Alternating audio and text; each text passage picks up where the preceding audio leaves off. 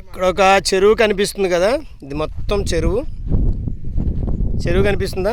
కొండల మధ్యలో దీని చెరువు అని అనుకోము, జల్లేరు జలాశయము.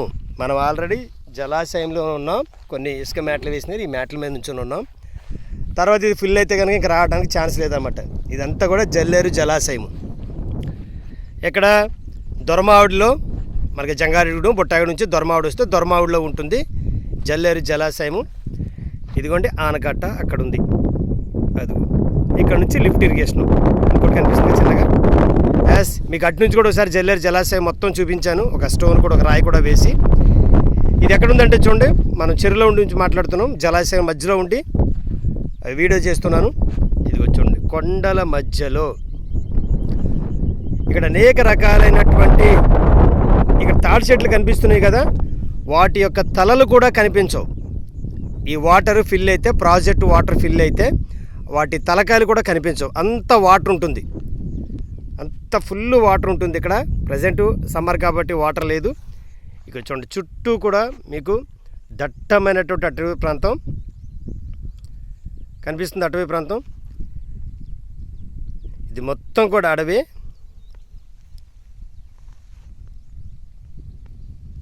ఇదంతా కూడా వాటరే, ఇదంతా జలాశయమే, జల్లేరు జలాశయం.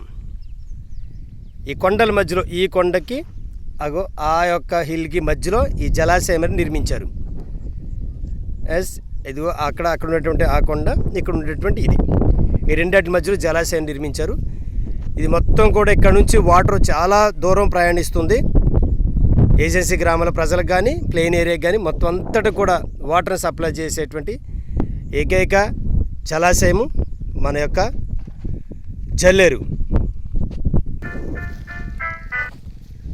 ఈ జల్లేరు జలాశయంకి మనకి వాటర్ అనేది ఎక్కడి నుంచి అంటే అక్కడ ఇంకా చెప్పాక ఇంతకుముందు పైకి వెళ్ళినప్పుడు ఆ కొండల నడుమ నుంచి ఒక్కొక్క డ్రాప్గా అయ్యి చిన్న చిన్ని నదులన్నీ కలిసి పక్కన ఉన్నట్టు చిన్న కాలువలన్నీ కలిసి పెద్ద ఫ్లోటింగ్ ఇక్కడికి వస్తాయి.